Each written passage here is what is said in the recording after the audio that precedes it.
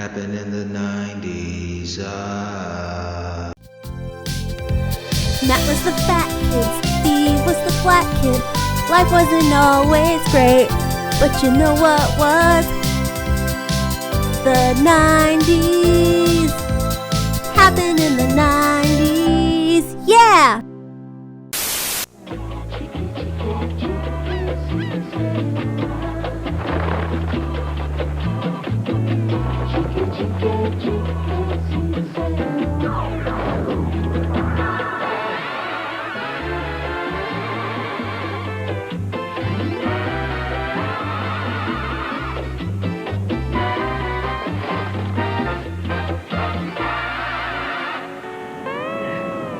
Water must be cold. All right, Steve, welcome everybody to the newest and greatest episode of Happened in the 90s. This is Matt G here with Steve G. And Hello, Matthew. Hey, how are you doing, Steve? So you got a new movie coming out. Steve, I don't know if you remember this. I don't know if our listeners or watchers remember this, but at one point recently, I went to a flea market in town and I purchased a Michael Bolton centric fanzine called The Passion, Secrets, Soul, and Truths. And it's really just sort of a tribute to the man himself by the mouths and pencils and pens of his fans.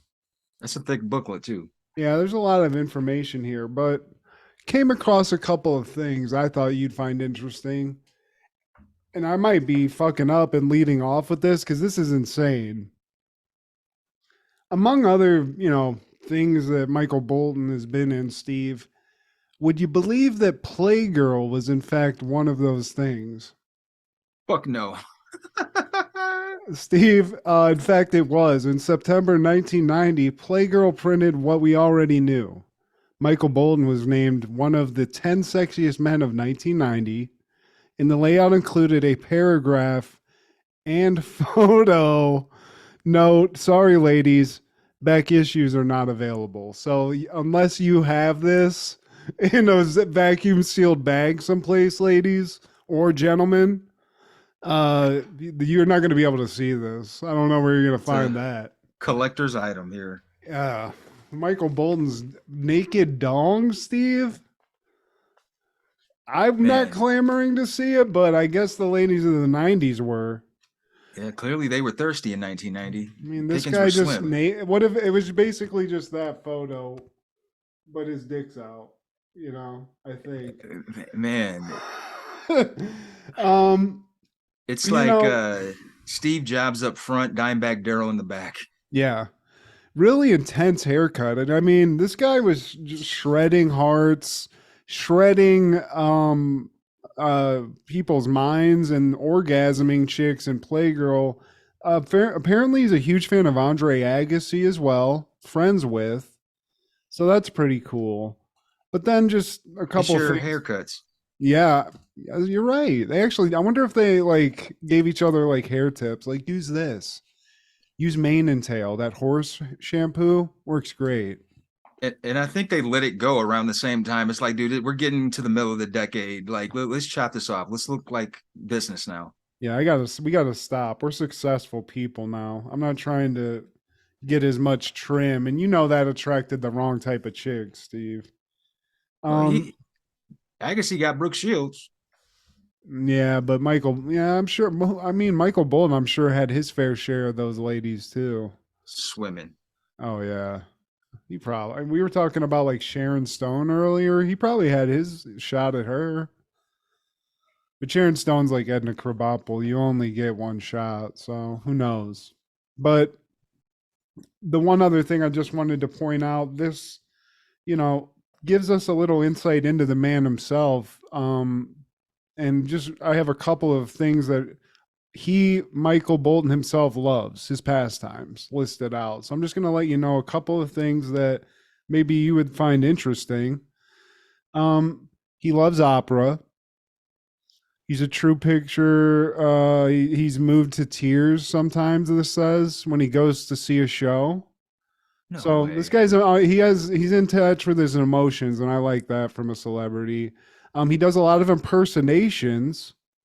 I guess he does a good Rodney Dangerfield impersonation, according to this. So look out for that, Steve. He's coming for your I impersonation.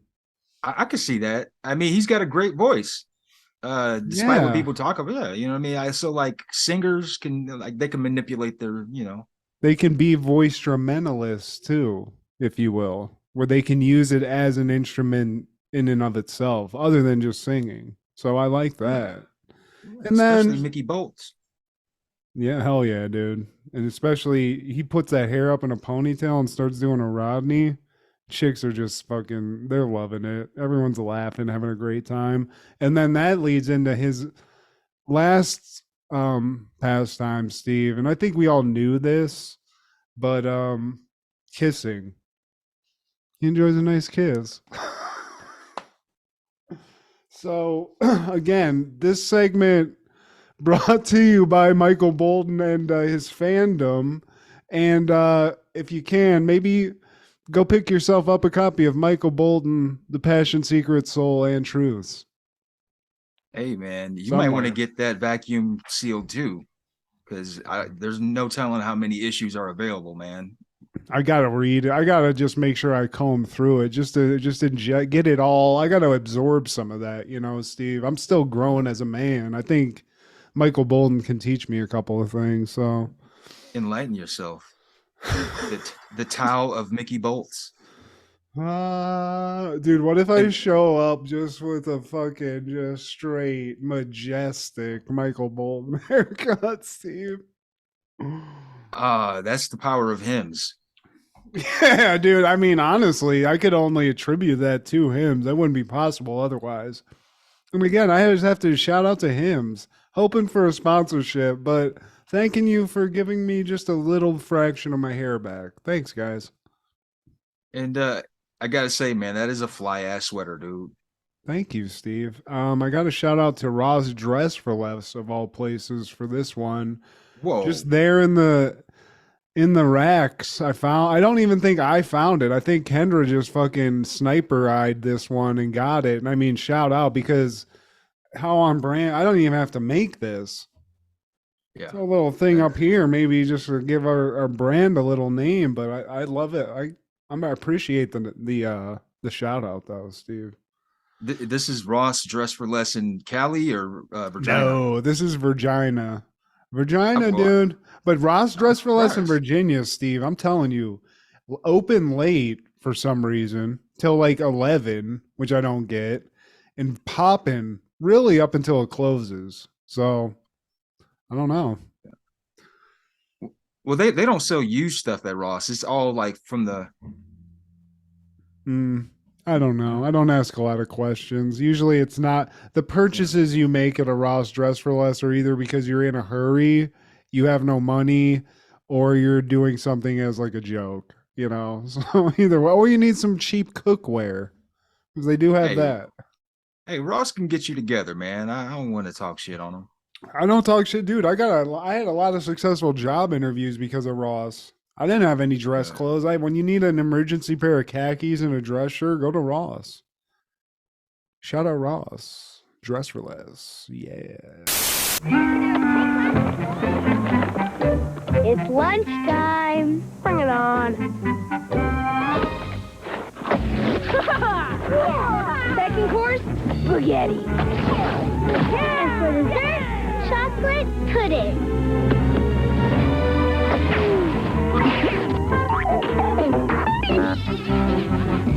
Bummer.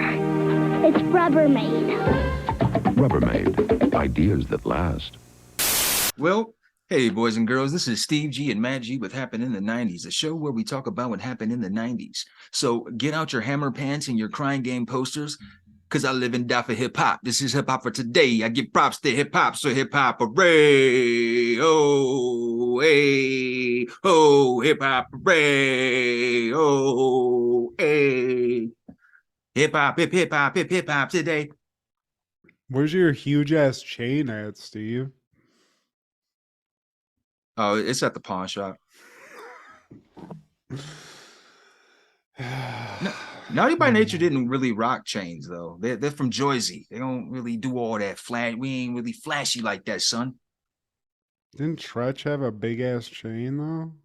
Did he? Oh, I digress like a motherfucker.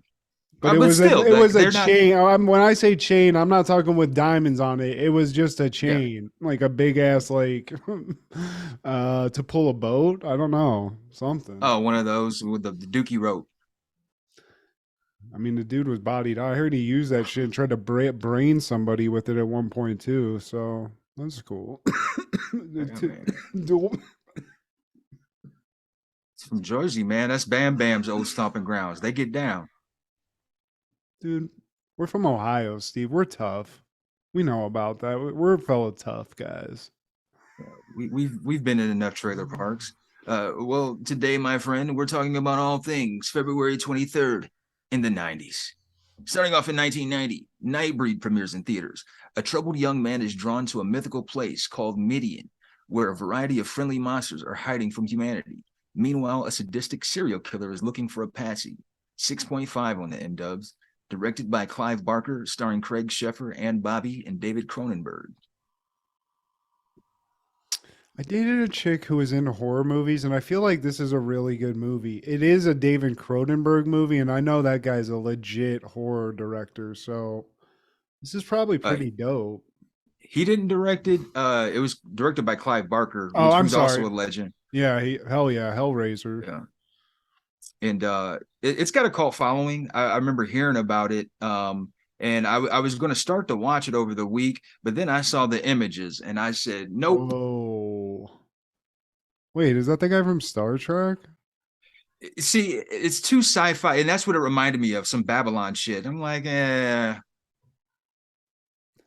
definitely. But I mean, whoa. I bet the special effects, though, because that's one thing about David Cronenberg that I do know is that anything he's affiliated with, I know he didn't direct it. Clive Barker, too. The special effects were probably top notch. But yeah, this is not the movie I was thinking of. And looks pretty fucking intense, honestly. This bitch is ripping her face off, so that's crazy. It's pretty gnarly, man. And that same day in 1990, Revenge premiered in theaters. A retired U.S. Navy pilot comes to Mexico, where he falls in love with the wife of a powerful businessman. The consequences will be cruel and unforeseen. Directed by Tony Scott, starring Kevin Costner, Anthony Quinn, Madeline Stowe, and Sally Kirkland. And Kevin, I swear, you're fucking pressing the line. I've been really trying to hold out, man, just off the strength of Elliot Ness, Bodyguard. But man, you're encroaching Sandra territory. You're Field of Dreams. I'm thinking maybe, once we get to the 90s, Steve, the costs, there's a huge drop off. He had a couple, but god damn, dude. What are you doing? Robin Hood, I never seen it, don't care. Waterworld, no, I'm good. I mean, Waterworld in and of itself is not it's one of those movies that has so much like negative shit about it, and it was like a fucking bomb at the box office. It's not like the worst movie, it's just not good. It's not what you want, and it's not like an Untouchables, which hard to beat, but goddamn, dude, do something. Yeah, man. On that same day in 1990, Where the Heart Is premieres. A wealthy businessman shows his young adult offspring how tough life can be. Directed by John Boorman, starring Dabney Coleman, Uma Thurman, Joanna Cassidy, Crispin Glover, and Christopher Plummer. Sounds like a really boring movie. I don't want to. Boring as fuck. Uma really, I feel like I was into Uma for a while, like Kill Bill status and like that era of the Uma, but this and the chick that looks like that chick from American Pie who's all over the place now, Natasha, whatever her name is, Natasha Leone, yeah. I'm kind of into that though. I like a smoky white chick. What about you, Steve? You like white trash? I you know what? I find the cuteness in oddballs. Chloe Sevigny. She's not like Hollywood starlet standards, whatever, man, but it's just like I think that oddness is kind of attractive. I mean, I hate to sidetrack Sally, but just to give it a shout out, both those women are in a show called Poker Face that Natasha Lyonne's like the main person on. It's on Peacock. It's kind of like a procedural mystery show. It's sort of Columbo-esque. But it's really good, and Chloe Sevigny's actually in one of the episodes. They got a lot of good ass celebrities to do like cameos and stuff. And like I said, she's fun, man. She's like a quirky little fireball, whatever you want to call. Firecracker, fire starter, fire crotch. Yeah, Natasha Lyonne, she's another one. Like, looks wise, yeah, but like, seems like a cool chick. Want some dick? When I was in college, dude, smoking heavy cigs, I used to love me a chick that smoked cigarettes. That was my dream, honestly. Just fucking a chick that wanted to rip butts with you all the time. Matching parliaments. Oh my god. She's the one. Hey, can I light mine off yours? It's like fucking Lady in the Tramp, but fucking trashy as fuck, Steve. And that was my dream. That was where I was setting my sights at the time. Fucking heart-shaped puffs and shit. In 1991, SNL is airing the episode with musical guest Whitney Houston and your host Alec Baldwin. Probably a banger. It was it wasn't, this is his second time hosting. Whitney Houston, she did her thing doing I'm your baby tonight.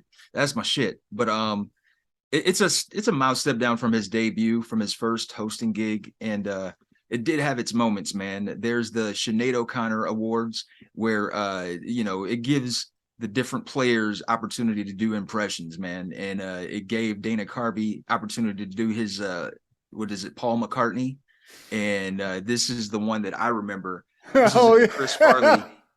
This is in the Chris Farley best of, and this is the only clip they show for that. Like they do a brief, like I think it's when they're doing the medley, like fast pitch. It's like just showing the clips. Yeah. Oh my god.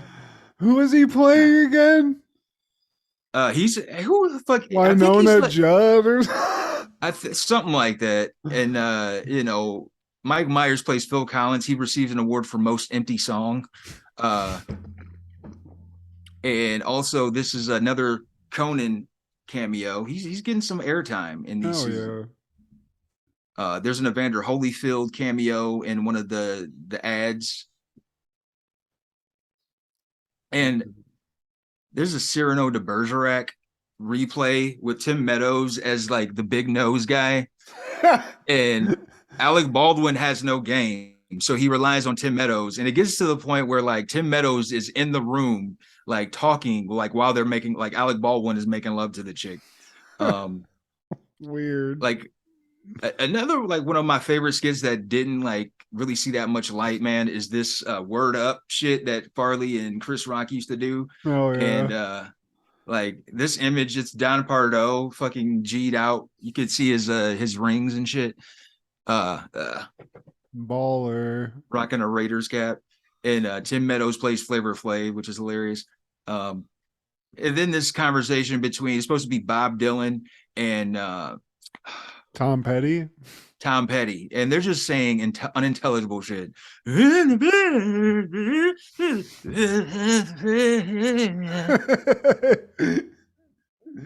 do they gotta play Tom Petty like that, Steve? Just why? But not a bad episode overall. But in 1993, Naughty by Nature releases 1993. And as you know, Hip Hop Parade was the breakout single on that, man. And on the video music box, I remember this being in the rotation. Those 3 digits. Whatever that digit was, it was being selected a lot. Naughty by Nature was that shit, Steve. Like Living I said, top of I'm hip-hop. telling you, Tretch had that signature look with that gigantic chain. Also a cool name, Tretch. I just think that's a badass name. So shout out Naughty by Nature. I mean, they were killing it for a while. And this album was going like several times platinum. The other singles were It's On and Written on Your Kitten. But I mean, one of the cornerstones of 90s hip hop groups, man. That following year, 1994, Dakota Fanning, the American actress, is born in Conyers, Georgia, United States. Dakota Fanning. She was in that fucking awesome Denzel movie. Man on Fire. Yeah, that shit is fucking awesome. Shout out Tony Scott, just a legend director. Speaking of the devil. Yeah. Yeah. Shout out Dakota Fanning. She was in a couple of things, but that one is the one I definitely remember because I've seen that shit over and over again. It's so good. And I didn't know her grandfather played in the NFL. Oh wow, really? Yeah, and her aunt was a longtime ESPN correspondent. So Shit. Well, mob ties. she's connected. And that following year, 95, Andrew Wiggins, Canadian basketball player, is born in Toronto, Ontario, Canada. And Andrew Wiggins, he was actually the number 1 pick by the Cleveland Cavs in 2014. But that was also around the time LeBron came back home. And it's because of the trade, Andrew Wiggins to Minnesota, that's what got us Kevin Love. And, you know, we missed out on a future talent because we didn't know Kevin Love was already established. So, you know, LeBron wanted the sure bet. Like, let's get this guy that's already an all-star. But Andrew Wiggins, he would go on to be traded to different teams. He would join the Golden State Warriors and win a championship with them. So as you would imagine, he can go to hell and eat a dick on the way there. But in 1996, the final episode of Carney airs in syndication. I don't know if you remember this. Oh, wow. That's the best I can get. But yeah, I do remember that, Steve. I think I was Divine? 25 and we dated 3 times. Okay. Yeah. The first time I rented Pink Flamingos, that's where I recall it. Yeah. So this is around the time the talk show craze is like kicking off with, you know, of course, Springer and Ricky Lake and Jenny Jones, Carney Wilson. That's who Chris Farley was playing in that photo, Steve. That makes sense. Yes. I thought this was about my old roommate in Bowling Green. Carney guy. Hey, guy. Hey, guy. Come on, guy. In 1996, that same day, February 23rd, before and after premieres, 2 parents deal with the effects when their son is accused of murdering his girlfriend. Directed by Barbet Schroeder, starring Meryl Streep, Liam Neeson, Edward Furlong, and Alfred Molina. Of course, Eddie Furlong's killing bitches. Of course. You sick son of a bitch. John Connor, who raised you? God damn it, John Connor. Why'd you have to kill the bitch? You could just hit her. But like Liam Neeson, I love some Meryl Streep. I don't fuck with Liam Neeson. I feel like he's overrated. That's my opinion. But I noticed that like on a lot of his films, on the cover, he has this look like he's like holding the door and trying to keep you from like knowing something. He just had that look like, well, what's on the other side of the door? Nothing. You're not gonna go through the door. Yeah, I don't know, man. Liam Neeson, you know, he had his moment. He got his Taken moment.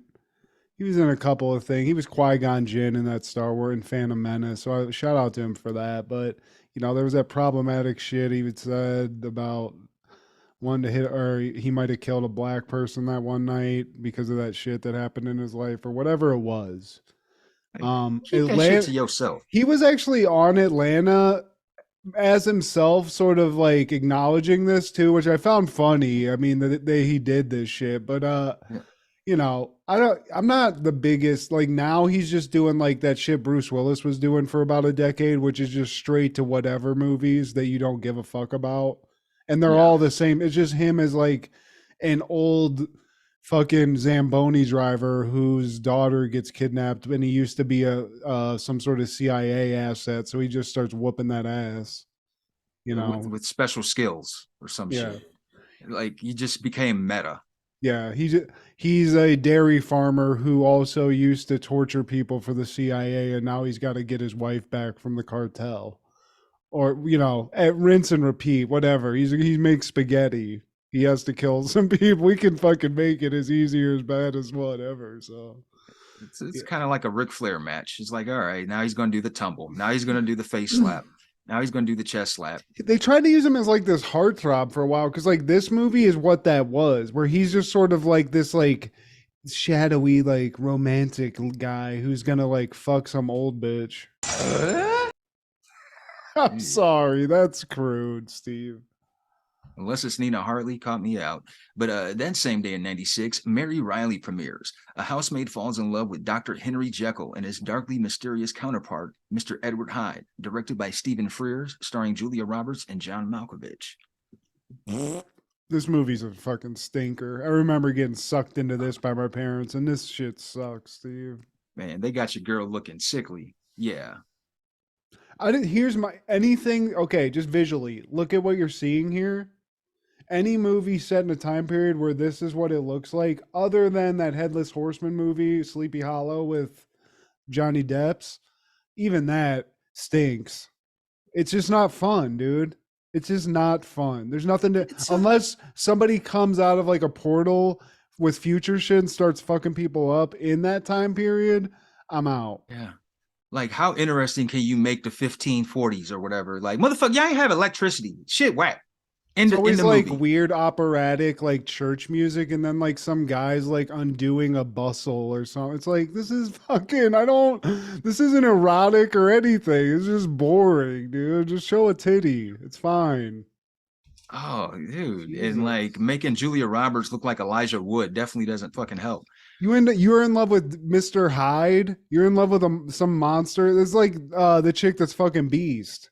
Like Linda Hamilton in that show where she's fucking Ron Perlman's ass in a sewer. I mean, it doesn't make sense. I'd rather watch the Mary Riley porn parody where Julia Roberts' character is getting railed by Jekyll and Hyde. Just straight back shots while he's transforming into a monster. Like, yeah, I'm into that. We might need to produce that, Steve. Get some talent. There you go.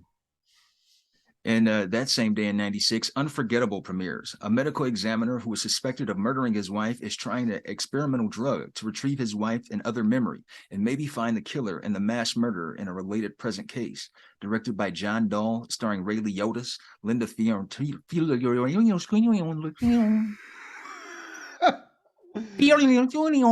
Christopher McDonald, Shooter, and David Paymer.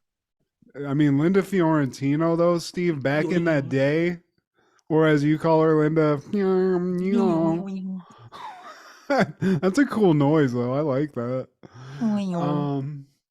Yeah, Linda Fiorentino could definitely get it back in the day. I thought she was hot, dude. Like in Men in Black and shit. I don't know. She had my little pecker tingling, dude. She was killing the game. Hell yeah. Look at Ray Liotta. Rest in peace, dude. Rest in peace to the ledge, man. Bro. Fucking iconic scene. And dude, I forgot how dope he was in Blow as George Young's father, man. Yeah, dude, he was like in the 90s. If you needed a shithead at all, or just like a guy like him in Goodfellas, it's one of those things where you can't even picture somebody else in the shit. No. He was in a movie recently I saw where he's actually in a movie now, like posthumously, that Cocaine Bear movie I think he's in that's coming out soon. No shit. It looks pretty fucking fun. I mean, I don't know. It might take a blunt to sit through that. But man, R.I.P. Liotta, man, we miss you. In 1997, The Simpsons airs the episode Brother from Another Series. Bart suspects a paroled Sideshow Bob is up to his old tricks when he is hired by his brother Cecil to assist in the construction of a dam. Yeah, and Steve, I think we can both agree. This is like crossing streams here. We don't usually get this kind of funny crossover, especially with an animated show. But basically, we get a little mini Frasier reunion inside this episode of The Simpsons. And this is another one of these memorable episodes where seen it a shitload. Really don't even need to watch it because I remember it so much. And really a great episode. And also a lot of cool facts related to it I was looking up. And one of the things, before we get into the plot, obviously David Hyde Pierce, who plays Niles Crane in Frasier, is Cecil, Sideshow Bob's brother in this. And really, the reason that this happened first, the guy who wrote it, which I don't have his name offhand, but the writer at the time, he'd just been watching Frasier a bunch. And he decided to sort of write an episode of Simpsons, sort of using that as a baseline. And when he got his first draft done, they actually gave this to the writers of Frasier to give like their, I guess spiritual like approval. Like this is cool with us that you write this. And apparently the only note was at one point in this, Maris is mentioned, which is Niles Crane's never seen wife in Frasier. And in the Simpsons episode, I guess they were going to show her, and Frasier's writers were like, "Let's take that out. Let's not do that. Otherwise, though, you guys nailed it." And I think they do too. I think they captured the spirit of that in this. Great. Oh man. And this is for any Simpsons fan, or you don't even need to be a Simpsons fan. Just casually, you're aware of the Sideshow Bob character being voiced by Kelsey Grammer. And we start the episode off with the kids watching the Krusty Clown prison special. And Krusty, he's doing his Johnny Cash send up, like when he went to Folsom, and he goes through the different prisoners and interviews them. And we come across Sideshow Bob. And Krusty's like, yeah, so what have you been up to? And he says, well, as you know, he tried framing Krusty for armed robbery, tried to murder Selma Bouvier, rigged mayoral elections, tried to blow up Springfield, tried to murder you, and well, a guy by the likes of Bart Simpson. Yeah, and Bart doesn't like this. He's watching, obviously, because he's the biggest Krusty the Clown fan there is. And when he sees Sideshow Bob, he just has like a panic attack and runs up the stairs. And in a moment of great fatherhood, Marge is like, "Are you going to go up there and talk to him?" And Homer's like, "All those stairs." It's a struggle. So Bart's freaking out, man. I mean, this guy's tried to kill him multiple times. So I'd be a little iffy on it, for being honest, Steve. And they try to reassure him, Marge and Homer. They're trying like, hey, man, how do you know he's going to get to you? How do you know he's going to be released? And how do you know he's going to find? How do you know that he cares still? A lot of time has passed, and Bart is not shaken. He's like, no, fuck that shit. He's not moved by it. He calls him an unstoppable killing machine, which might be a little bit of an exaggeration, but it's a little reach. He says he has. I mean, he didn't succeed, but we cut from that. Contrast that to where Bob's at now in prison. He's singing hymns, Steve. He's with Reverend Lovejoy singing hymns in prison. He seems like Bob. He's an angel now. Angel Bob, Steve. He's Sideshow Robert. Hell yeah. He might, we don't know though. People go into prison, come out, you can fake it. And but Reverend Lovejoy, he's buying in, and he tells Bob that all this great stuff you're doing, we got to reward this. And I've pulled some strings, and I've gotten you in the work release program. So he's out, Steve, I guess. It's that easy in Springfield. Hey, he's proven himself. He's being released on good behavior. And turns out the guy who's giving him a job out of prison isn't a stranger. It's his estranged brother, Cecil, who has a style that kind of looks like David Hyde Pierce in a Simpsons way. Clearly they go to the same barber though. They got that same hair look. They got that, I guess, like a Jew fro in Simpsons world, something like that. Are they getting perms? They may be Dominican or something. I don't know. I don't know if there's an episode on his origins, man. But the stylings are definitely David Hyde Pierce, and they haven't spoken in 10 years. Yeah, and Bob's like, is this about, he's worried that it's about, like, maybe Cecil has some hurt feelings about the time that Cecil went out for an audition for Krusty the Clown to be his sidekick. Apparently that happened. And I think we actually see this in a flashback, I believe, right now, where they cut and we actually see Cecil's audition. And Bob's just going just as like moral support. He's Mr. Fancy Pants. Cecil does his thing.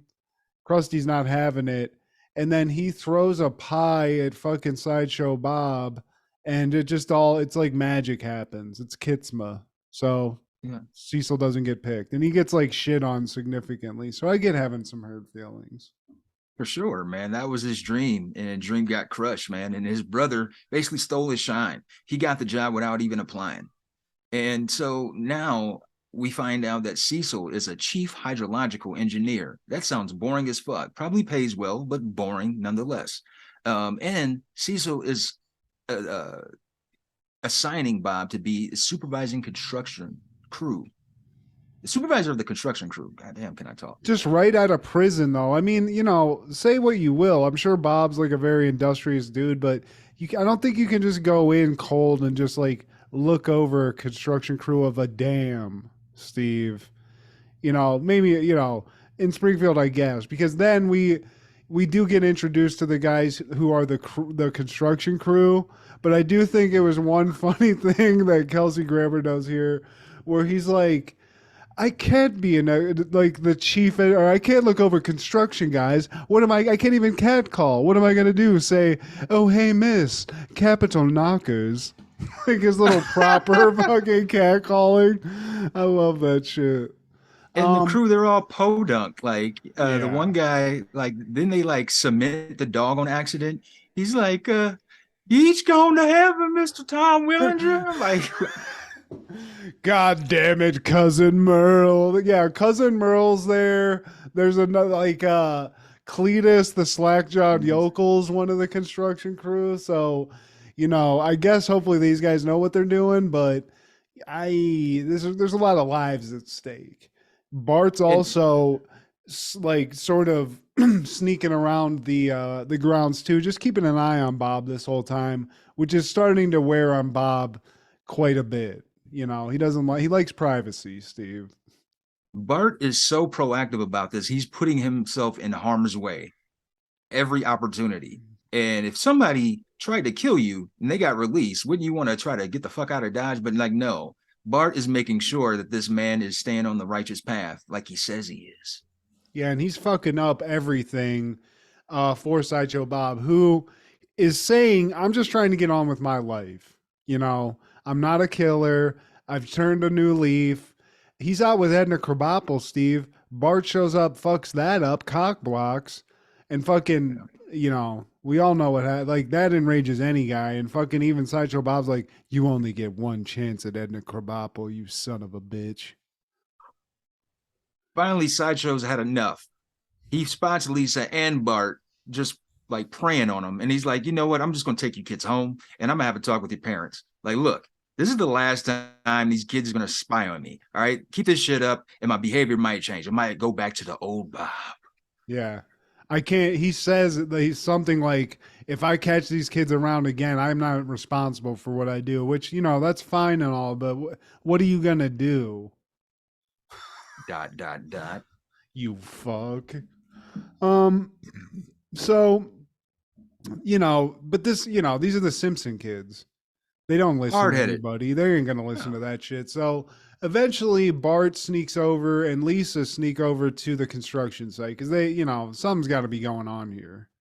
Something's got to be going on. So whenever Bob leaves, Cecil leaves, they sneak into that little trailer and they're looking around and, first everything seems, it's like, hey, this is just an office. There's nothing here. But then they find that briefcase, Steve. And, these kids might want to arrest somebody. I find a briefcase filled with that much money. I'm closing it and I'm running as fast as I can someplace to spend that money, Steve. I'm going to have all kids. The Sega cartridges.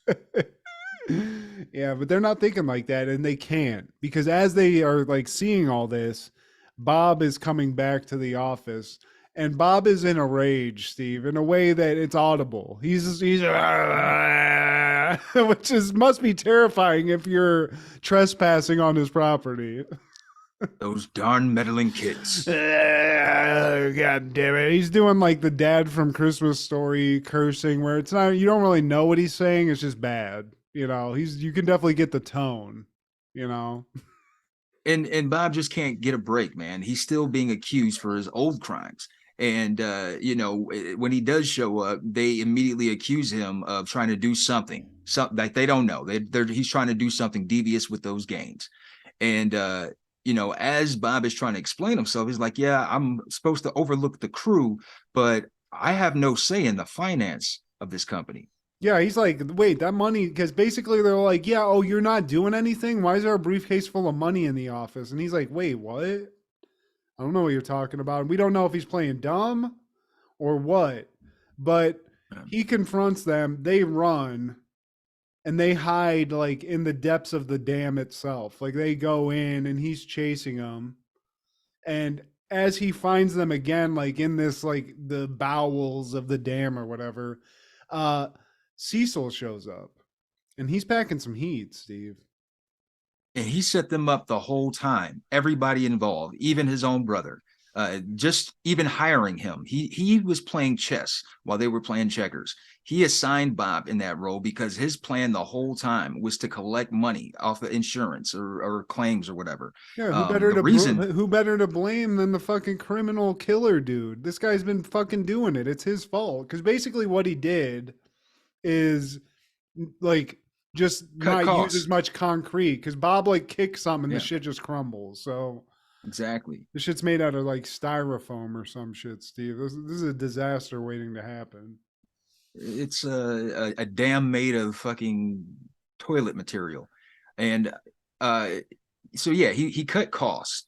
And after he kills everyone, Bob, Lisa, and Bart, he's going to collect $15 million out of that whole fiasco, and nobody will have any shred of evidence. Yeah. So this can't happen. This is Springfield. You can't kill these kids. You can't kill the Simpsons, and you can't kill Sideshow Bob. So what happens is, I think Cecil like locks them in this room that they're in, like where the turbines are or whatever, and he's gonna blow it up outside with some dynamite. So Bob stops one of the turbines. They like water slide down and get out of it to the outside, sort of where you're seeing behind you. And they get caught between between a dam and a hard place, Steve, because Cecil's going to blow the shit up.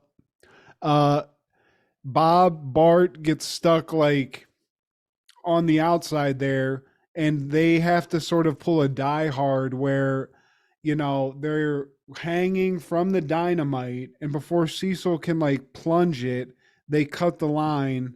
And you think, are they going to plummet to their death? No, they just plummet to where fucking Sideshow Bob takes the most heinous nut shot of all time. I mean, he's done. The nuts are gone, I think, Steve. Turned him into a wrench. And I don't want to overlook how Cecil basically Bam Bam Bigelow fucking threw Bart over the ledge. Cold-bloodedly, he's like, yeah, whatever, man. He does what no villain ever does, which is just say, fuck the bullshit. I'm not going to talk to you. Bye. Yeah, fuck you, kid. Cold-blooded, dude. I love that shit. Yeah. Cecil's the better villain, I think, Steve. He's more with it, with the shit. That motherfucker plays chess. So now the dam can't be blown up, but Cecil's still got a gun. Cecil's got a gun.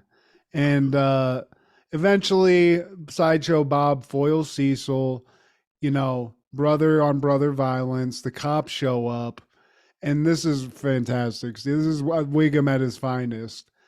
They have Cecil in cuffs. Lou, the black cop, I think his name is he's got Cecil in cuffs. He's got a confession. They've got eyewitness testimony. But Wiggum's like, the real villain, Sideshow Bob. And the guy's like, no, dude, like, we got everything. We're here. And like, Wiggum won't have it, Steve. So even Sideshow Bob, he's under arrest for being himself or some shit. I don't know. Even Lisa, who's always the voice of reason, she said, like, no, we were eyewitnesses, me and my brother. Well, that sounds like the testimony of the crazy Lisa Simpson.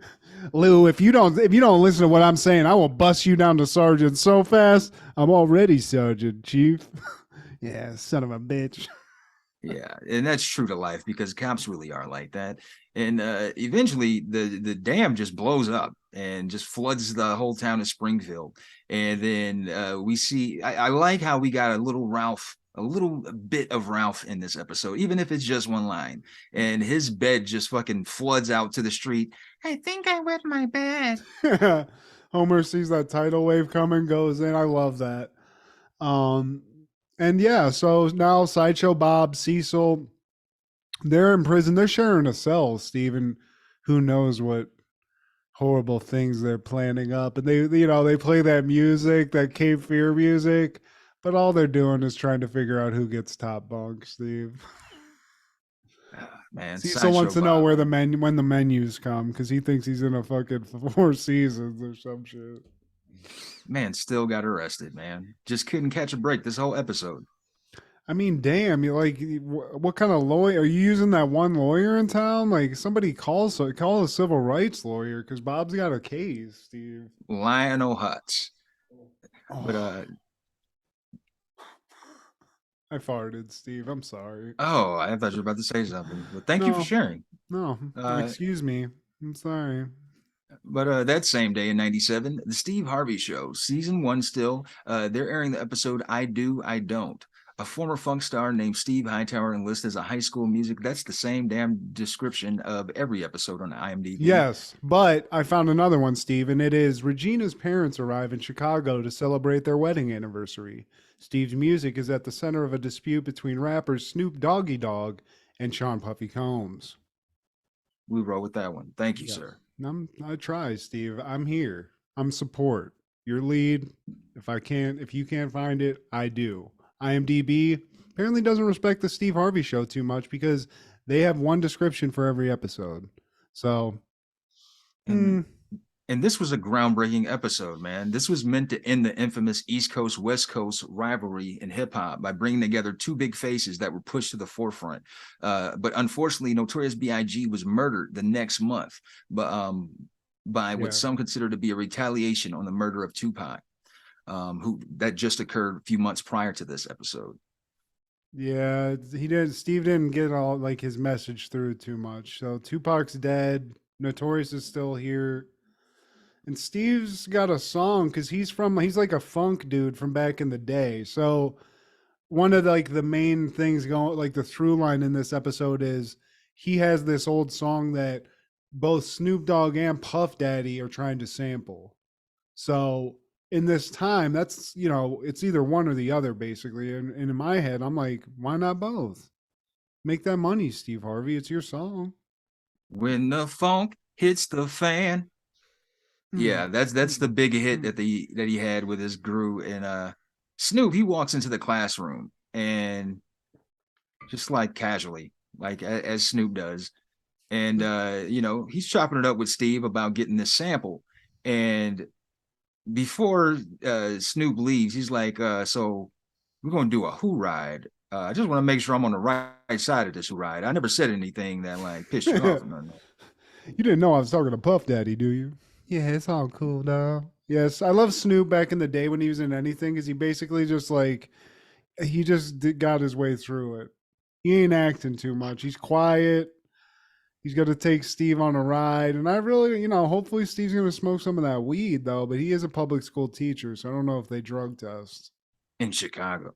But yeah, we come back from the theme song, from the intro, and back at Steve's class, and he's got his top three most ignorant, trifling answers. One of them, Billie Holiday was the founder of Holiday Inn. Chuck Berry is one of 31 flavors.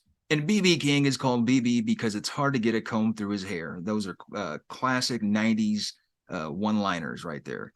And the students, man, fuck a test, fuck test results.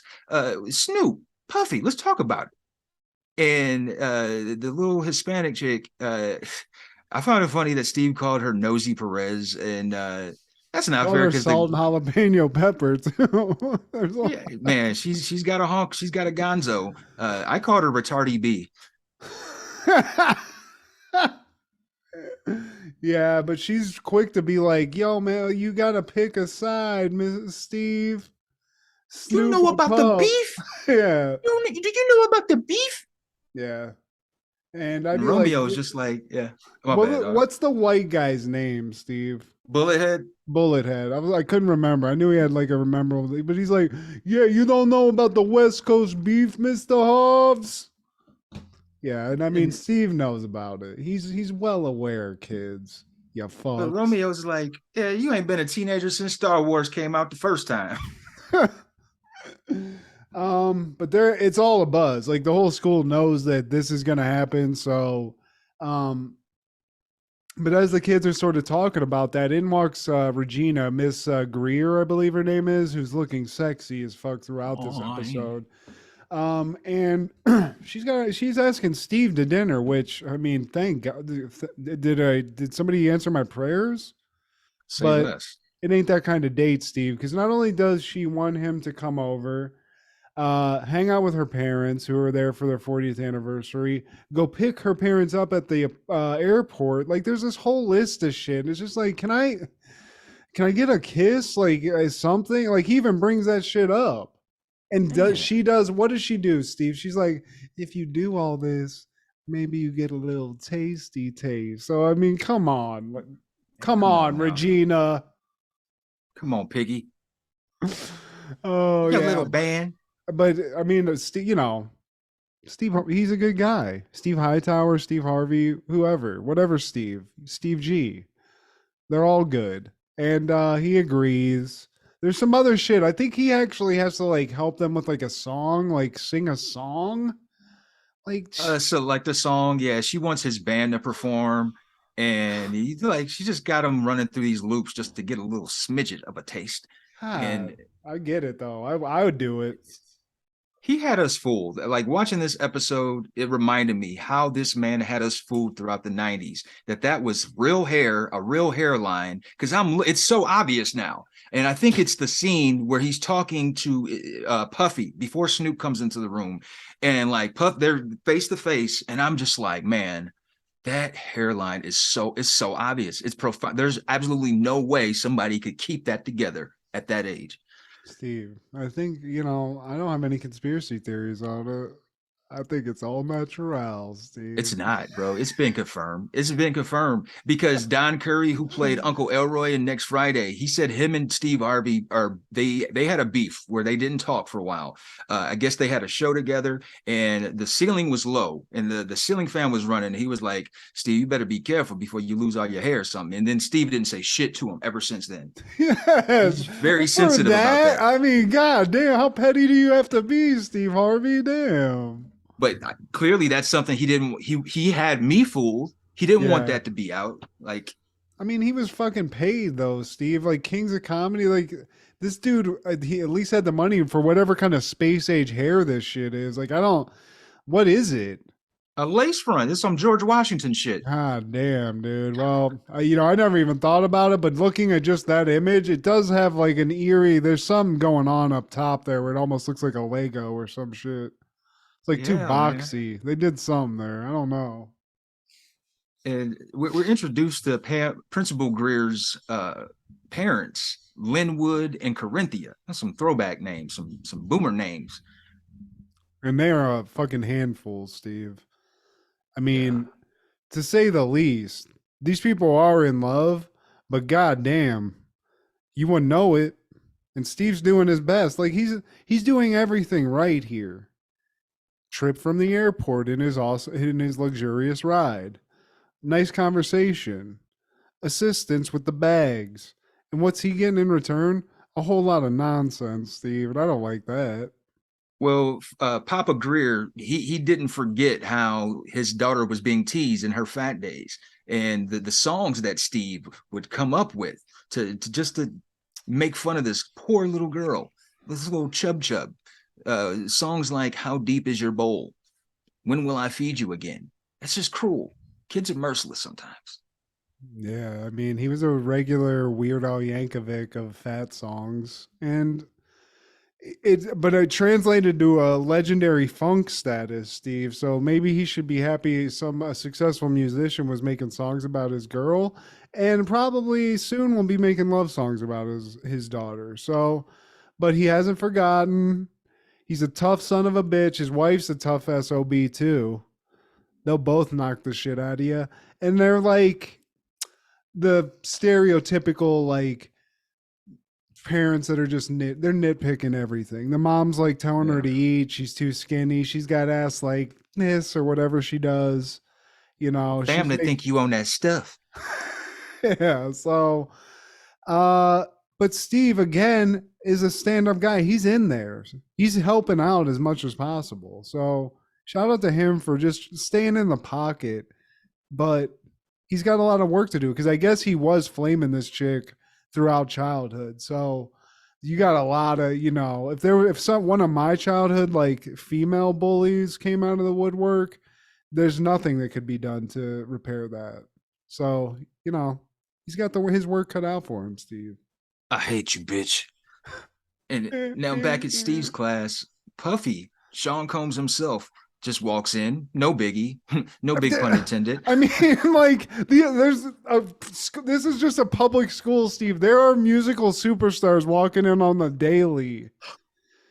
I'd be like, you can't just do this. And they're just showing up to class like it's nothing. You can't do this, guys. This is Chicago high school in the city. You might get shot by one of these kids. Yeah, I mean, shit. Who knows? But Puffy's in, and I guess that song's that important, Steve, that both of these guys are coming in to I don't know, like do a sales pitch on why they should be given the sample rights. What are they there for? Yeah, we got to get that.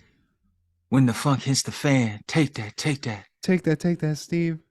Take that. Steve, let me use order me that some sugar song.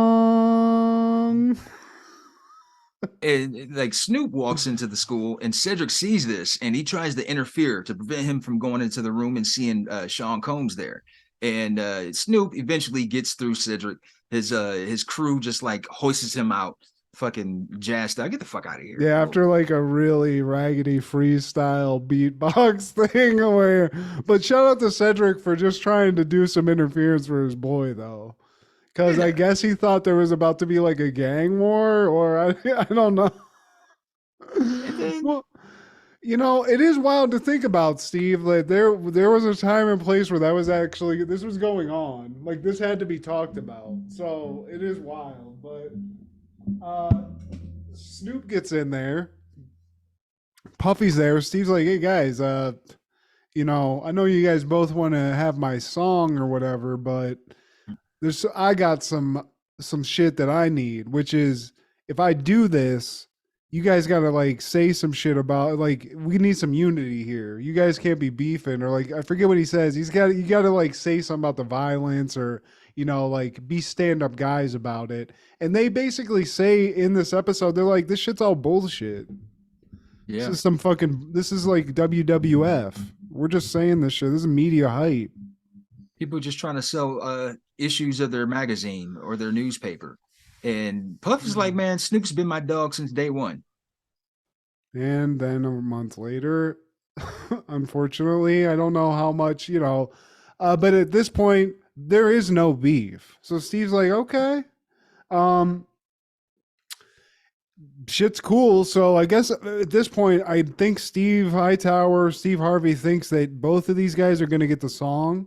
But at that point, we don't really know what's going on. This meeting of the minds happens. We cut to Regina's apartment, and Steve and Regina are trying to help the mom and dad come up with a song, like their song for this, like, I guess it's like a wedding renewal or like some sort of just like. They're going to renew their vows. Yeah. And they can't even agree on that, Steve. The dad wants one song. The mom's not having it. You know, classic. She's just like, look, this is our song, and that's what's gonna happen. So shut your mouth. And he finally is like, look, well then why don't you just plan the whole goddamn shit? Yeah. If I'm gonna do this shit, give me some Funyuns, Principal Greer. Piggy.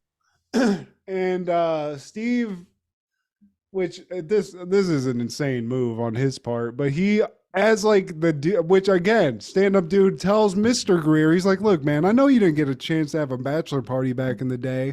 So I'm going to do that for you. Let's have a bachelor party for you. Mom, not having it. dad, mom getting in an argument about that. And basically it ends like one thing about it that's hilarious is Steve offers it. An argument starts and he like slyly just like slides out of the way of like the shrapnel and tries to leave and Yeah. shit. He don't want no parts. And Corinthia's asking him, like, so like what you gonna do with a 20-year-old young something type body when you got all this? And he's like, you just answered your own question. This dude's cold-blooded, dude. He's like, I ain't had a crazy night out with the boys in 40 years. I'm going I gotta out live with for Steve, Linwood. bitch. It's about time I did something for Linwood. So he's like, we going, Steve, let's go. And he drags Steve out. So Reluctantly. you know, I don't know what they did. They probably just went to have some food and whatnot, but I hope they went out and, you know, went to a strip club, Steve. I don't know. Well, the next morning, we find out Corinthia's still rocking her muumuu and still in her rollers when she's supposed to be putting on her wedding gown. And she ain't trying to do this shit now. It takes Linwood to just swallow his pride and ego and apologize for the things he said. And Steve Harvey just playalistically, he solves every problem in this episode with that hairline and with just a smoothness that I have to just shout out to, because the dad comes in, he's at the door and Steve's like, look, man, you got both women in your life pissed the fuck off. So you got to do so. This is emergency time. This is like, we're in some straight emergency times. So you need to do some Keith Sweat begging. You got to just beg your ass off. So I'm going to tell you what to say it. And he goes through this whole thing where he's like, I'm not anything without you. The dad repeats it. But then at some point, Steve looks over at Regina and starts like saying his script for the dad, but to her. So there's Foreshadowing. The mom and the daughter are both just gushing at this point, Steve. Exactly. It's fucking filling the kid. It's a waterworks. It's this monopoly of the property's soaking right now. And you know, basically mom comes out and she's like, I love you. They make up.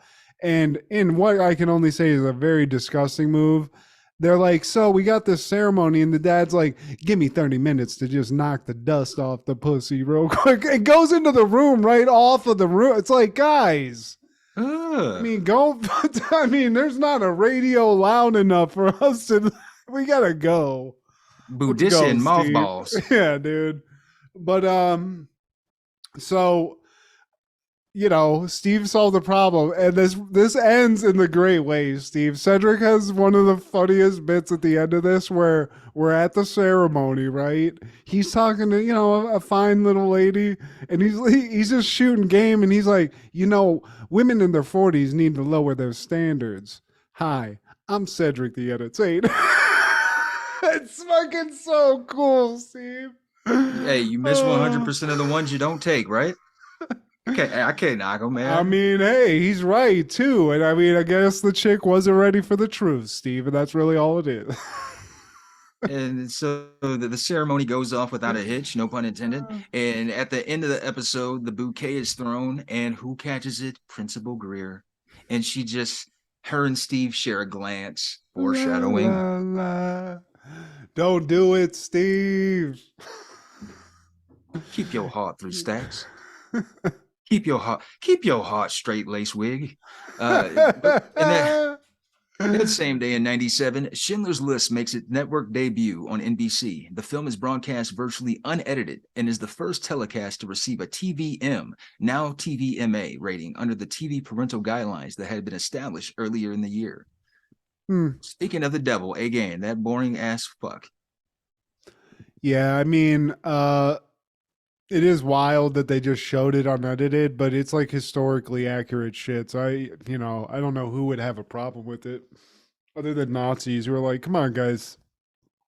Haven't we gotten over this yet? That's not a good German accent, Steve. That was like South American. Oh, hello.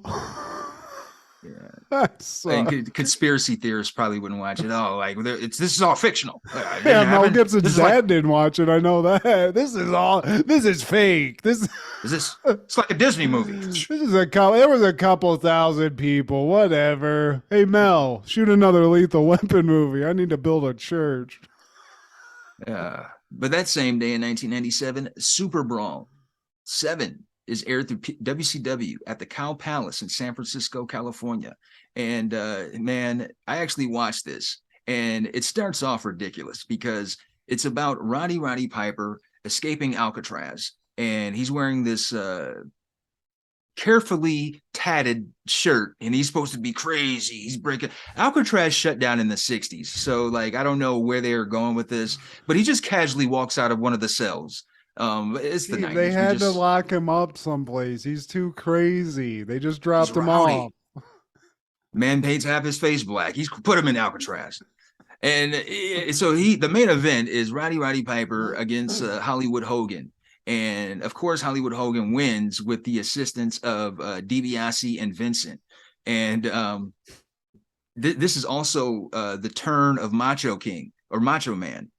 He goes NWO in this pay-per-view. I love it. I love that period of NWO where they were just absorbing wrestlers. Like every episode, it was like, dude, Buff Bagwell's in NWO now with fucking Scott Norton and shit. I like that time. And speaking of Buff Bagwell, I know that's your boy, but I have my reservations about the man. I'm not anti-Buff, but it's like this is kind of cringe. It's like I think what it is just the cheesiness, and in addition to the choker. The choker always fucking like, are you a power bottom, bro? Like, he was just like, I feel like that was his vibe. He was just like the male stripper guy. It was just, every generation needs a male stripper who's just out there also whooping ass on the side. I would like to point out he was in a Cinemax level porno. So let's not like question his sexuality or just the vibe in general, because he was out there fucking even on film, Steve. So you have to respect it. And I don't shit talk him. He's one half of Vicious and Delicious. Guess which one he is. Man, okay, Buff. I love that reaction. Okay. Well, he got defeated by Diamond Dallas Page, who I am a big fan of, by disqualification. DDP's a stud, man. And one of the matches of the night was Eddie Guerrero against Chris Jericho in the United States Heavyweight Championship match, and it was in 12 minutes 2 seconds. And I've realized that like whenever these guys are paired, there's like a crew. They have their own collective. That was Benoit, Jericho, Guerrero, and Malenko. And so when any of those four are facing each other, it's probably more times than not going to be the match of the night. And this one was no different, man. They're pulling out all those reversals, and all of these guys, they worked with each other overseas in Japan. They did the ECW circuit. So they were well familiar with each other's routine, man. And that's why they put on good performances. I didn't know that they were connected like that. That clocks, because like I remember like Jericho and Stinko Malenko and all that, like all the shit that they did with that was great. So that's cool that they, they were just like, yeah, let's fucking do this shit. Let's put on a show. It's fucking dope. Oh yeah. And this is my favorite version of Jericho. Like Jordan, this is his GOAT. And I'm pretty sure if you ask him, he'd probably say the lion. What is it? The Braveheart, the lion, whatever they fucking call him, the lion tamer, Lionheart, and the lion. The tamer, Lionheart, dude. Yeah, Chris Jericho was a beast back then when he was succeeding every time you were like, they're not gonna let him do this, pulling Rey Mysterio's mask off. He would collect like trophies of guys. Like he had that picture of Dean Malenko that he would just bring out and just like shit on and stuff. I love So it, man. cool. He's perfect at the villainry. And also Public Enemy. I know how you love them. They had a match with Harlem Heat and the Faces of Fear. It was a 3-way dance. And they always bring these tables out only to get thrown through them, man. I appreciate that. Steve, you're right. One of the fat ass one gets up on the top row, boom, he's out. and Rey Mysterio had a match with Prince Iaukea for the World Television Championship, and it was just hilarious how Steven Regal comes out and he yanks Rey Mysterio off of the apron, like he's just standing there like outside the ropes, and Regal comes in to interfere. He just like, you got to see it, bro. He just fucking get your ass down here, because Rey Mysterio's a small guy and Regal's like a brolic guy. So he just yanked him like he was a toddler. Like, get your little ass off the fucking. Rey Mysterio used to have like comically weird shit. Like, I remember one time, I think it was in WCW, Kevin Nash just like picked him up and threw him like a dart like into the side of a building. And it was just like, he was so small that could happen, basically. A guy like Steven Regal could just like throw him around like a paper airplane. And man, this is eerie in hindsight, because Chris Benoit, he had a match with Woman as his manager, and he fought the Taskmaster, Mr. Kevin Sullivan, with Miss Jacqueline and Jimmy Hart on his side. And the title of the match was San Francisco Death Match. And I'll just leave that one alone after that. Oh, man, what an ugly match, too. Benoit versus Kevin the Gnome Sullivan. I just never got it. I don't like that era. I get if you're a good writer, right? You're a good writer. Even Conan O'Brien got put on a couple of times, like on SNL. But when you look like Kevin Sullivan, I'd be like, dude, I can't put you out there, man. I don't give a fuck how many push-ups you can do. You look like Hulk Hogan if we shrunk him down and made him uglier. So we can't do it. Yeah, like there's not enough face paint, not enough costumes to make your shit convincing. No one's going to believe it. We have a guy out here named Buff Bagwell who looks like a gay male porn star. We just can't do it, bud. Sorry. Somebody who probably didn't watch Super Brawl 7 from the Cow Palace is probably Canadian basketball player Jamal Murray, because he was born 1997, Kitchener, Ontario, Canada. It's with these Canadian basketball players in February 23rd. I was gonna say, what the fuck? I didn't know Canadians could ball like this. I knew there was a few, but Steve Nash. Yeah, Drake's cheering them all on hard. Yeah, man. Good old Aubrey, man. And Jamal Murray, he's an all-star. He's had some success with the Nuggets and the Joker. But in 1998, it's funny how Macho Man crosses over in the 97 Super Brawl to NWO. And by 98, WCW Nitro, Macho Man's ready to kick Hollywood out of NWO. I'm not getting kicked out. You are, Hogan. And uncensored, I'll see you. I love it. I mean, this is when it was getting ridiculous, though, because then the Wolfpack started. Then there was LWO. Then, who knows? There was a Blue W. I don't know. There was shit popping back then. But, yeah, Macho Man, I loved him in NWO. I love the weird, like, didn't he have something that said, like, madness on it? Wasn't that what his shirt said? I had that shit as a fat kid. Should have said fatness on it. Missed opportunity. And also in 98, The Closer debuts on CBS. The show starred Tom Selleck as a successful advertising agency executive. And of course, this airs on CBS. Yes, Tom Selleck, you were selling a lot of tickets in your heyday, man. But like comedian or comedic actor, you were not. But to CBS, they'll write that check. He's got a mustache. He's still handsome. Can I get a check, CBS? I mean, damn. But yeah, Selleck, he just excels at this. Like, I'm old, I'm authoritative, I have a mustache, and I'm not unhandsome. I'm more of like a Burt Reynolds if I'm looking at this kind of look, but Selleck's killing it. He's done it. Yeah, but he didn't kill it in The Closer, because that shit lasted 10 episodes, even with Ed Asner next to him. And was Tom Selleck in a baseball movie, Steve, where he played baseball in Japan? He was. I can't call the name of it, but yes. Mr. Baseball? Mr. fucking Baseball. It's a weird movie because he's playing for like Japanese baseball team, so it's like a fish out of water story. I don't know. Now I'm kind of thinking I like that movie, Steve. Shout out Tom Selleck, dude. Killing it. Hey. Licking puss with a mustache. How many female celebrity femme fatales from like the 70s and 80s, 90s, and even to this day, Steve, on Blue Bloods, another CBS show. Do you think there's like levels to it? It's like a cast iron skillet where it's like spiced. where it's just like flavored with all that, just like a suicide, you know, where it's just like, damn, is that Brooke Shields? What is this?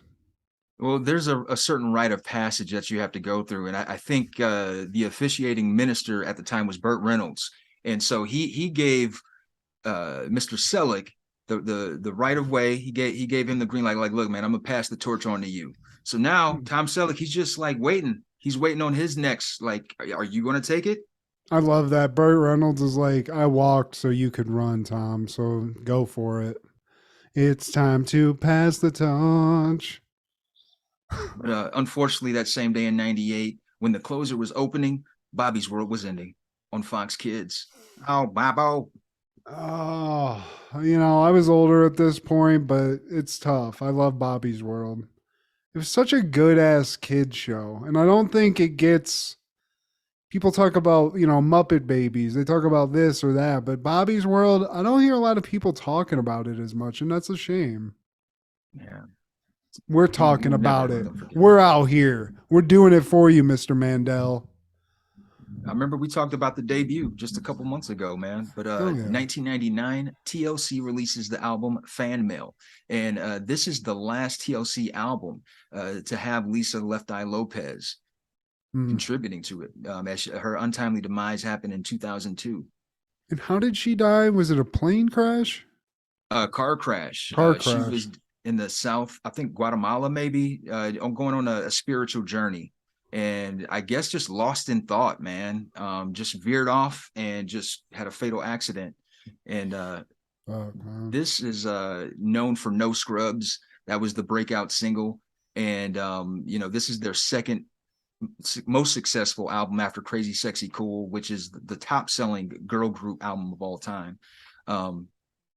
It has a very TRL album artwork to it, man. Yeah, hell yeah.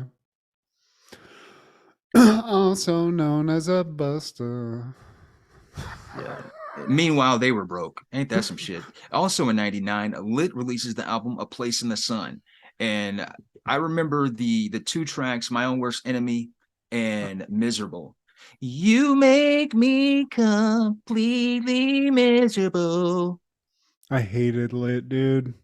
There was a couple of these bands. There was another band called Goldfinger that everybody had the CD for. That for some reason I always associate with Lit. I don't even know if they sound the same, but yeah, dude, fuck a Lit. Fuck Lit, Steve. Yeah, I wouldn't play their whole album. Fuck a Lit. What was the other song? What was the first one? That's probably all right. Please tell me why. Your car is in the vineyard. Okay, that song is a banger. I added that to the playlist, so I don't say completely fuck Lit. Sorry, Lit. You got one out there, but that's it. That's it for Lit, Steve, and that's it, and that's some shit. That Lit, yeah. And but also in '99, Prince Paul releases A Prince Among Thieves, and this was a really good album that's underground. Prince Paul, he did a lot of work with De La Soul, R.I.P. to Trugoy, and this was a concept album when concept albums in hip hop weren't really seen. It's still to this day, there are very few like good conceptual hip-hop albums where they have an actual like story, and the concept follows the story of an aspiring young MC named Tariq, played by MC Breesley Bruin, who needs to collect money to record a demo tape before a meeting with Wu-Tang Clan leader RZA. The story follows a desperate Tariq who skips work at his low-paying job and turns to his friend True, played by MC Big Shah, who introduces him to drug dealing. The two make their way through the drug world, a police ambush, jail, and finally a deadly showdown. And their cameos from Kool Keith, Big Daddy Kane, Chubb Rock, Biz Markie, De La Soul, Everlast, Sadat X, Exhibit, Special Ed, Chris Rock, RZA, and Buckshot. And so damn, that sounds cool. I mean, I've never heard of this, but that's a cool idea for sure. It had a lot of fucking hitters in that shit too. That's cool. And like, I don't know how familiar you are with De La Soul, but bit.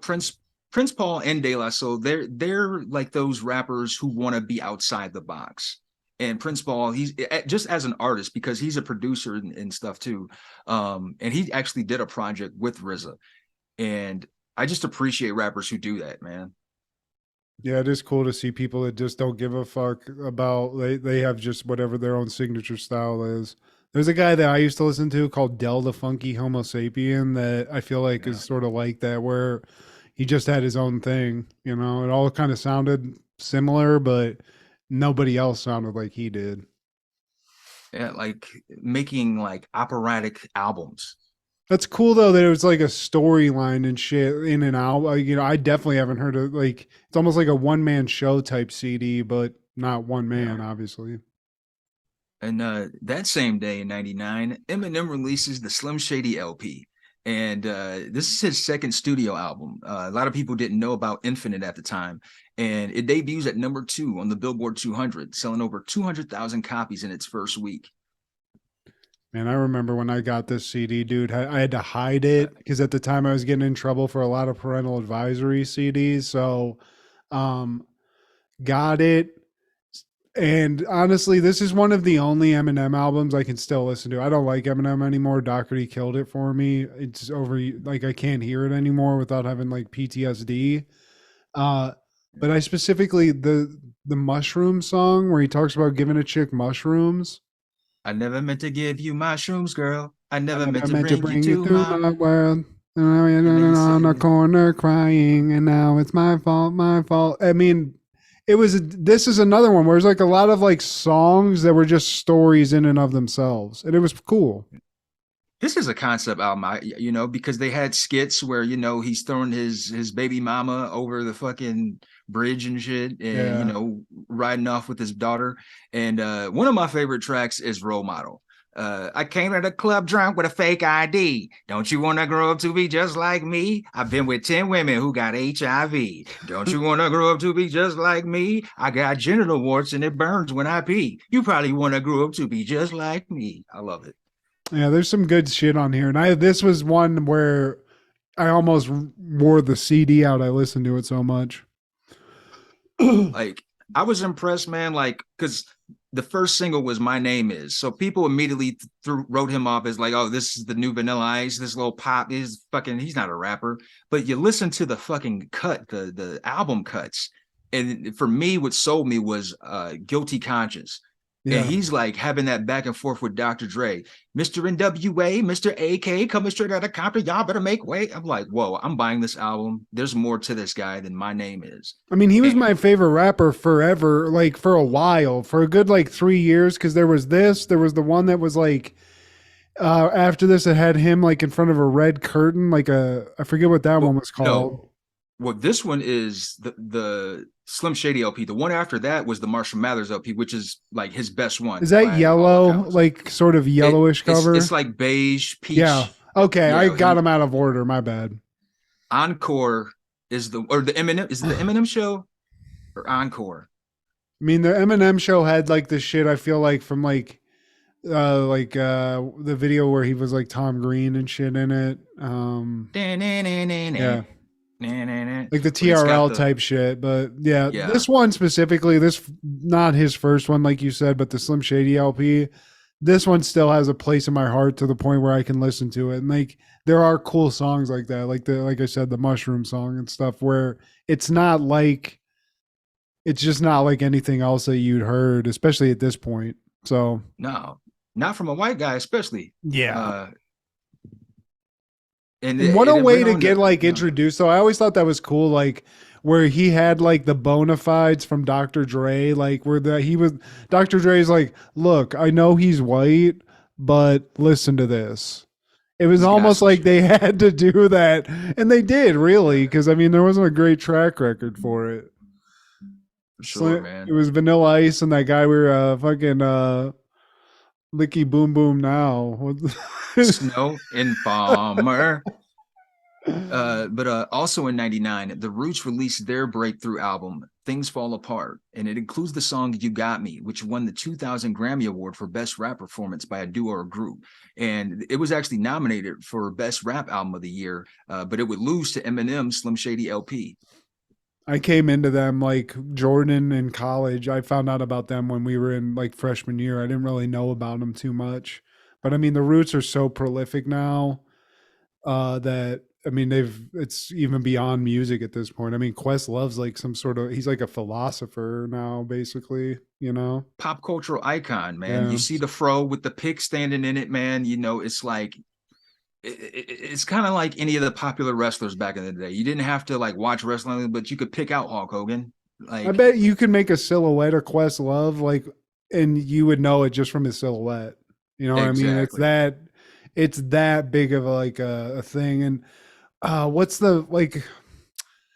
I suck at names, man, but the one dude can spit like a motherfucker in the Black ring. Thought. Yeah, Black Thought, man. That guy, I remember there was an album that came out in like the early 2000s that had it was successful. I mean, definitely it was why I bought it, obviously. I wasn't as into the Roots as other people, but man, I remember just thinking how crazy it was that they weren't more popular back then. Obviously, that's not the case now, which is cool. So, They never were like, you know, commercial. You know, they kind of stayed in their lane, and you know, they even were part of that backpack crew. They have some of those guys on this album. They have the Most Def. They have Common on there. Even Beanie Siegel with some Philly support there. And the song "You Got Me" with Erica Badu and Eve, more Philly support. But yeah, great album, and this is what kind of brought them to the mainstream. But somebody who probably didn't listen to any of those in 1999 was American wrestler The Renegade. He would pass away due to a self-inflicted gunshot in Marietta, Georgia. Renegade. So this isn't Lorenzo Lamas is alive and well. Yeah, this is the guy that he's basically like a watered down warrior, and his whole get up, man. And due to severe depression, and it continued to increase for Wilson after being released from WCW, as well as bad financial situation, he just did himself in at the age of 33. Renegade. And police said that he was arguing with his girlfriend who lived with him when he suddenly pulled out a 380 caliber pistol in the kitchen and just shot himself. And it's crazy how many wrestlers have these sad endings, but this guy, I don't even remember this one. Like this is like a so this Mid-Carter. is truly they were like, this didn't work out, bud. First hour of Nitro. You couldn't paint that R on good enough. We need somebody else. So you're out, Renegade. Did he have a duster at least, Steve? No duster, no. You can't like you're already doing too much. You can't do the duster too, man. That adds to it though. That adds to the mystique, the majestic aspect of your character. And just I feel like as far as like that, also a tie into a successful USA drama as well. So there you go. Now, any callbacks, takeaways, or itchy rashes? I do have an itchy rash, but I think that's just the herpes coming back. But I just thought maybe I'll just share a couple more of Michael Bolton's pastimes with you if you don't mind, Steve. Just a couple. Shoot away.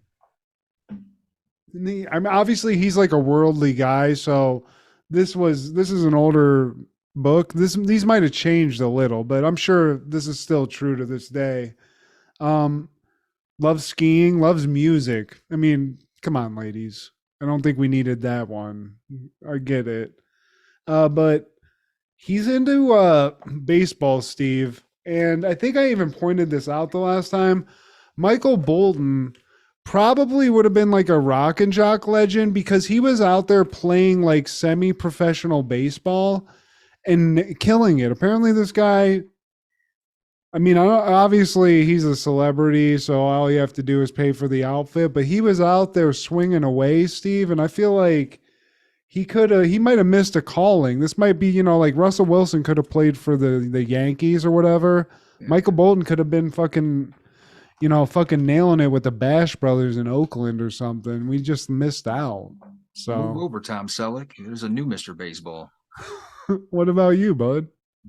Man, in 1990, Full House is airing the episode "Those Better Not Be the Days," and the parents they change roles with the kids, where the kids can act like the adults and the men can act like kids, and like the girls have to basically take care of the boys just to prove them a lesson, and they have these strict responsibilities and all of this stuff, and they eventually find their lesson. But there's a daydream sequence where fast forward and the girls are grown up, all the guys are old, And grown up Kimmy Gibbler is played by Rhonda Shear, and everyone's like, oh, and Kimmy is like, you guys wish you were nice to me when I was a girl, huh? She's just Dude. hot. Yeah. Rhonda Shear back in the day, Steve. I know I was a little kid, but just seeing the cleavage in a short promo at the beginning of some shitty ass movie they played late on USA, when she would go USA up all night. I mean, dude, it just did something to me, bro. I just wanted to just suck a Rhonda. Is Rhonda still with us? She follows. Oh no, I'm not gonna say she follows us. We follow her, and she liked one of our posts. Well, Rhonda, I know I'm a taken man. Steve isn't, but I'm going out here on a limb. If you want to go out on a date, maybe see what happens with me, I would love to do that and just maybe make one of my childhood dreams come true. Because I used to just dream, Steve. There were sleepless, Rhonda? just like uncomfortable nights with a boner where Rhonda Shear would come up, and I just have these just naughty dreams about Rhonda. Rhonda, I'm sorry. I do declare, Steve, but She shout had out you to Rhonda, dude. all night. Yeah, she did. But there was nothing there. I mean, now it's tame. It's like, what are you even getting razzled about? It was just some cleavage, but Rhonda, she could do it, man. Rhonda Shear. In 92, Married with Children, which is one of our original choices, man, they aired an episode My Dinner with Anthrax, and the real Anthrax shows up. And this was actually a thing on MTV where fans could call in, and a lucky fan could have Anthrax come to their house and party. And in the real life contest, Anthrax goes to the house of a fan and they trash the place. I don't know if you remember that. Yeah, I do remember that. That's good. But what do you expect? Look at the guy's goatee. What do you think's going to happen? Scott Ian, man, shout out to him. And also, oh man, I got a lot, bro. I watched a lot of these episodes. In 93, Quantum Leap, they had a two-parter, Returns of the Evil Leaper and Revenge of the Evil Leaper, where Sam, he encounters a leaper on the dark side, and her mission is to like foil people's plans and make sure people die. Like, she's sent out on a mission, and Sam is trying to like connect and bring her to the, like, show her the light. Like, no, you're working on the wrong team. But her person, like her mentor person is always interfering and getting in the scheme of things. And like, it was a good two-parter. And Evil Leapers. So there's just agents of chaos out there that are like, oh, fuck that. We don't want these people to hook up. I'm going to cock block George Washington's mom. To foil the plans. Yeah, man. Wow. They die. Wow. Dark. Dude, I thought you were going to say Rhonda Shear was like her guy with the pad. Like, damn, this bitch was just killing it. It was an older lady. That wasn't too bad though, man. And 95, New York Undercover is airing the episode Cat, and Ice-T, he has a memorable cameo, and he plays this drug dealer named Danny Ho, I believe. And in one scene, he slaps a kid. Like, he is cold-blooded in this fucking episode. And the boys, they go undercover to get him arrested. He gets arrested by the end of the episode, but he does return. And that one, we shut up, little kid. Help me throw this dope. I'm pimping, baby. That's awesome, though. Shout out Ice-T. I'm a hustler. Steve, you do a great Ice-T. I gotta give it to you. You're great at that. Homicide detective. We gotta get you on cameos, Steve. You can do fake cameos as Ice-T. Okay, we're gonna make this money. And you shout out Ice-T. He just received his star in the Walk of Fame, man. Rightfully so. This guy, just for being Ice-T, was it for like just for everything? For everything. Been, like, Law and Order's been on forever, bro, and he's been like a cornerstone piece of that show. So many great movies too. That movie where he gets hunted by all those, like, by Gary Busey and like all those rich white dudes. Is that what it's called? Is it? Is it Trespass? It's basically the most dangerous game, but I forget what it's called. But it's like Gary Busey's hunting him, basically, which that's always going to be great. And 96, Boy Meets World is airing the episode Life Lessons, and Bambino from Sandlot, he's one of these bullies who's like he's a part of this crew that hates Mr. Feeney. He gives them like a 2-part exam, and like everybody's just like, what the fuck, like what are you on, bro? But like Bambino is a part of this crew like, no, we've had enough of Feeney. And so they deface the school. They going out of their way. They TP Mr. Feeney's house and shit. And Mr. Feeney is like, he's thinking about retiring. He's about had it. And like Corey, he stands up for Mr. Feeney. He's like, look, man, I know this shit, like the tests are annoying. And like, so they get in Corey's face. Like, man, what do you sound like a pussy. Bitch ass. What you It's just sucking funny his seeing- dick? What you sucking Feeney's dick, Mr. Matthews? We heard him talking to you, you sick fuck. Sneaking over next door. That's hilarious. Fucking the great Hambino is just fucking defacing school proper. He's such a sweet boy. That's the last person I'd think they'd get to play a bully. Exactly, which is it's not convincing. Like, man, your whole crew is push. You need more people. But also, man, this last one in '96, Family Matters airs My Big Brother, and that has a young Orlando Brown. He's a part of the Big Brother program, and Steve Urkel is enlisted as his big bro. And Orlando Brown, it's unfortunate what's going on with this man. He's gone viral for the wrong reasons. You know what I'm talking about, right? No, Orlando Brown? Who is that? Orlando Brown, he's a child actor. He was in Major Payne. He was the cute kid. He's 3J in Family Matters. All right. You know, all right. He became cousin Richie's like buddy, like in those later seasons. And he was in the Jamie Foxx show. He had a recurring role. So the kid had chops. He was a funny little kid. Yeah. And he would go on to be That's So Raven. But he's got some funny moments in this episode, and you know, the shit that he's doing now, it's funny, like I said, for the wrong reasons. But please like, share, subscribe, and comment. Please ask your sister, tell me why sleeping with my clothes on. And check out Over the Culture one day, and Crushgasm on Wednesdays, B3F podcast with Joey and Steve, and Amanda and Wade. Don't worry, be movie. This is Steve G and Maggie with Happened in the 90s. He came in with the clothes on. Happened in the 90s.